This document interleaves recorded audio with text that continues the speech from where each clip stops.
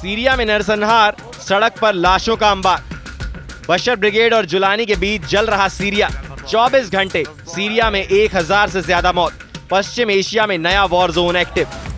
Syria में नरसंहार शुरू हो गया है। सीरिया की सड़कों पर अब लोग कम, लाशें ज्यादा मिल रही हैं। सीरिया में खून खराबे का वो दौर शुरू हो गया है जिसका डर पिछले 3 महीने से सता रहा था।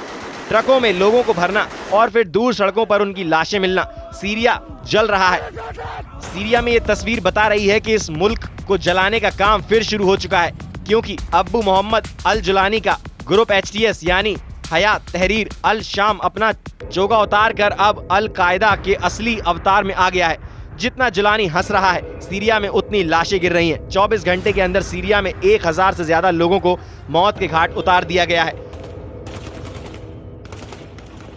इस वक्त सीरिया में टक्कर है बशर ब्रिगेड और जुलानी के जल्लादों के बीच, और इस टक्कर में सीरिया जल रहा है। सीरिया के लताकिया और टार्टस में बहुत ही खतरनाक गृह युद्ध तेज हो गया है।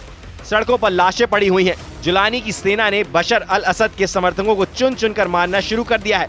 24 घंटे के अंदर 1000 से ज्यादा लाशें बिछा दी गई। मौतों का ये आंकड़ा 2011 में सीरियाई गृह युद्ध के बाद सबसे ज्यादा है। 8 दिसंबर 2024 को बशर अल असद के तख्तापलट के ठीक 3 महीने बाद सीरिया में 24 घंटे के अंदर 1000 लोगों को जान से मार डाला गया। यानी 8 दिसंबर को तख्तापलट और 8 मार्च को नरसंहार। मारे गए 1000 लोगों में 750 से ज्यादा अलावी समुदाय के हैं, जिससे सीरिया के पूर्व राष्ट्रपति बशर अल असद भी आते हैं।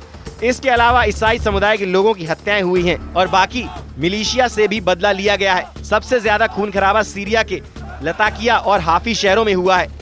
वीडियो ऐसे हैं जो विचलित कर सकते हैं। जुलानी की सेना का भी दबाव है कि बशर अल असद के समर्थकों ने उसके 200 लड़ाकों को मार गिराया है, और उसी के बाद ये खून खराबा शुरू हुआ। अब जुलानी का ऑर्डर है कि वो बशर अल असद के हर उस समर्थक को खत्म करेगा जो उससे टक्कर लेना चाहता है। जुलानी ने सड़कों पर टैंक भी उतार दिए हैं। ये लताकिया सामरिक रूप से काफी अहम है। भूमध्य सागर के किनारे ये शहर में बशर अल असद का सबसे मजबूत गढ़ माना गया है, लेकिन अब यहाँ जुलानी की हुकूमत है और उसे ही टक्कर देने की कोशिश की गई है। सीरिया में पिछले 24 घंटे में क्या हुआ और अगले 24 घंटे में क्या होने जा रहा है, डर और आशंका के बीच पूरा अरब वर्ल्ड दहला हुआ है। जो बगावत जुलानी ने की, अब वैसी ही बगावत के खतरे को देखकर जुलानी का खौफ बुलंदी पर पहुंच गया है। जुलानी को डर है कि सीरिया पर उसके कब्जे को चुनौती देने वालों को अभी नहीं निपटाया गया तो नरसंहार की बुनियाद पर खड़ी की गई उसकी सत्ता डोलने लगेगी। सवाल है कि क्या बशर ब्रिगेड और जुलानी के जल्लादों के बीच जो लड़ाई शुरू हुई है उसका कंट्रोल रूस में है, क्या उसका कंट्रोल ईरान में है, तुर्की में है, या इजराइल के साथ अमेरिका अब सीरिया को कंट्रोल कर रहा है। पश्चिमी सीरिया में समुद्र से लगे इलाकों और शहरों में अलावी मुस्लिमों की आबादी ज्यादा है। यही बशर अल असद का सबसे मजबूत गढ़ भी माना जाता है।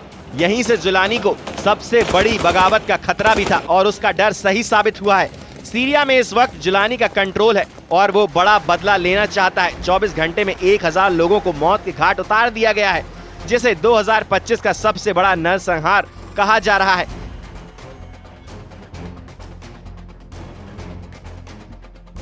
उधर लताकिया शहर में खौफ देखिए। यहाँ लोग लताकिया इंटरनेशनल एयरपोर्ट के बाहर हजारों लोग इकट्ठा हो गए हैं। यहीं पर रूस का मिलिट्री बेस भी है और ये लोग अब रूस से पनाह मांग रहे हैं ताकि किसी तरह जुलानी के गुस्से से बच सके, क्योंकि जुलानी के ऑर्डर पर उसके लड़ाके बशर अल असद के समर्थकों को चुन चुन कर मार रहे हैं। ऐसा इसलिए क्योंकि बशर समर्थकों को जुलानी की सत्ता किसी कीमत पर कबूल नहीं। यही वजह है कि अब बशर ब्रिगेड और जुलानी के जल्लादों के बीच युद्ध शुरू हो गया है, या कहें कि सीरिया एक बार फिर गृह युद्ध में फंस गया है। सीरिया में सिविल वॉर की आग तेजी से फैल रही है। जब से पश्चिमी सीरिया में ये लड़ाई शुरू हुई है, जब से बशर अल असद के समर्थक और जुलानी के ग्रुप हयात तहरीर अल सामने हैं, अब और ज्यादा हत्याएं और ज्यादा लाशें गिरने का डर सताने लगा है। जुलानी ने उत्तरी सीरिया से लड़ाकों को दक्षिण की तरफ कूच करने का ऑर्डर दिया है। जिस देश पर जुलानी ने इस लड़ाका ब्रिगेड की मदद से कब्जा किया, अब वो इन्हीं के जरिए अपना कब्जा बनाए रखने की लड़ाई तेज कर रहा है। जुलानी के एक इशारे पर जान देने और जान लेने वाले ये लड़ाके HTS ग्रुप यानी हयात तहरीर अल शाम ग्रुप के हैं, जो सीरिया में पहले अल कायदा के नाम से जाना जाता था। जुलानी ने अब सीरिया पर कब्जा किया, उसके बाद HTS को पश्चिमी और अरब देशों ने एक तरह से मान्यता भी दे दी है क्योंकि वो जुलानी के साथ रिश्ते मजबूत कर रहे हैं। जुलानी इन्हीं लड़ाकों या कहें कि पूर्व अल कायदा के आतंकियों की मदद से फिर से पूरे सीरिया पर अपने कंट्रोल को मजबूत करना चाहता है। इनके पास हथियारों के नाम पर ये छोटा ट्रक और एसयूवी कार है और इनमें ऐसी गाड़ियां भी हैं जिन पर एंटी एयरक्राफ्ट गन भी लगी है। ये इदलिब है और यहाँ के रहने वाले कई HTS लड़ाके बशर अल असद के समर्थकों के हाथ मारे गए हैं। ये जुलानी का इलाका है और यहाँ बशर ब्रिगेड के खिलाफ गुस्सा बहुत ज्यादा है। यानी जिस गृह युद्ध से सीरिया पिछले 3 महीनों से बचा हुआ था वो अब सामने नजर आ रहा है। एक तरह से पश्चिम एरिया में नया वॉर जोन एक्टिवेट हो गया है। बशर अल असद और जुलानी के लड़ाके एक दूसरे के खिलाफ युद्ध शुरू कर चुके हैं। सीरिया इस वक्त वो वॉर जोन बना हुआ है जहां कई देशों की इंटेलिजेंस एजेंसियां और खुफिया लड़ाके एक्टिव हैं। ईरान से लेकर इजराइल और तुर्की से लेकर सऊदी अरब तक अब सब सीरिया को कंट्रोल करना चाहते हैं। जनवरी में ही सीरिया के अंदर इजराइल के खिलाफ गुस्सा देखा गया जब यहाँ की सड़कों पर इजराइल के खिलाफ नारेबाजी हुई। नेतन्याहू को धमकी दी गई कि वो दक्षिण सीरिया की जमीन से हट जाएं, नहीं तो इजराइल को सबक सिखाया जाएगा। देखा जाए तो हालत बहुत ज्यादा खराब हो चुके हैं। इस वक्त सीरिया में 3 जंगों की बुनियाद रखी जा रही है। पहला है ग्रेटर इजराइल जो नेतन्याहू बनाना चाहते हैं। दूसरा है ऑटोमन साम्राज्य जो एर्दोगान का ख्वाब है। तीसरा है ग्रेटर अरब जो जुलानी का जुनून माना जा रहा है। सीरिया ऐसा वॉर जोन बन चुका है जिसमें कई देश लड़ने के लिए तैयार बैठे हैं। इस वक्त नेतन्याहू के ऑर्डर पर इजराइल की सेना ने दक्षिण सीरिया को अपने कंट्रोल में ले लिया है। सीरिया में ऐसे युद्ध की नींव रख दी गई है जिसमें 2-3 देश नहीं बल्कि तुर्की से तेल अवीव और तेहरान से रियाद यानी सऊदी अरब और पूरा अरब वर्ल्ड या तो जलेगा या तो जला देगा। तुर्की के विदेश मंत्री हकान फिदान ने कहा है कि नेतन्याहू सरकार को ये आत्मघाती नीतियां छोड़ देनी चाहिए।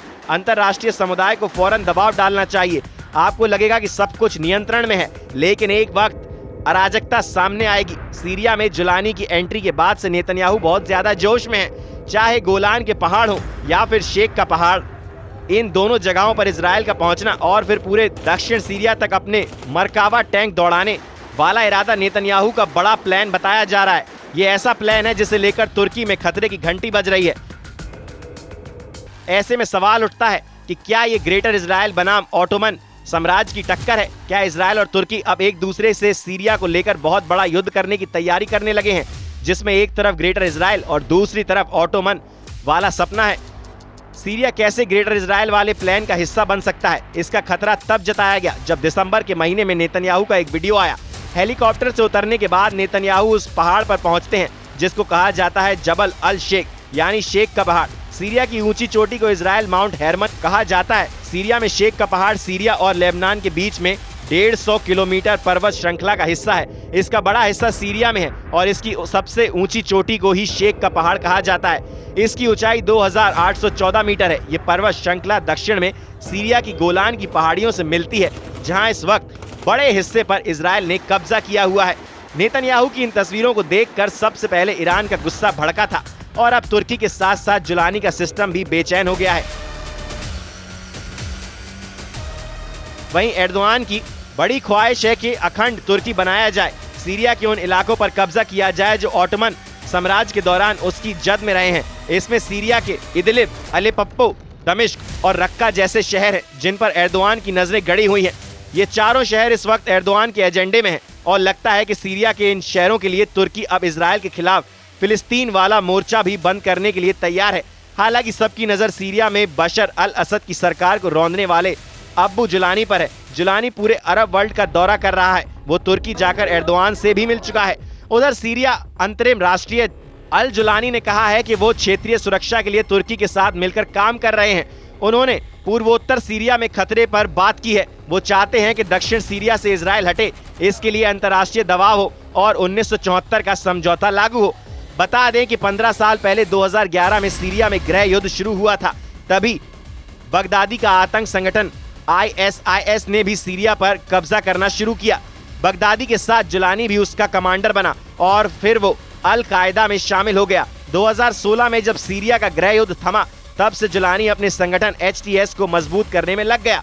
उसने अपने संगठन में अरब देशों से ही नहीं बल्कि तुर्की, चीन और मध्य एशिया से भी आतंकियों को शामिल किया। 2024 के अंत में उसके तुर्की, इजराइल और अमेरिका से मदद मिलने लगी और फिर उसने 8 दिसंबर को बशर अल असद का तख्ता पलट कर दिया। नेतन्याहू भी कह चुके हैं कि सीरिया में असद सरकार को हटाना इजराइल का मास्टर स्ट्रोक है।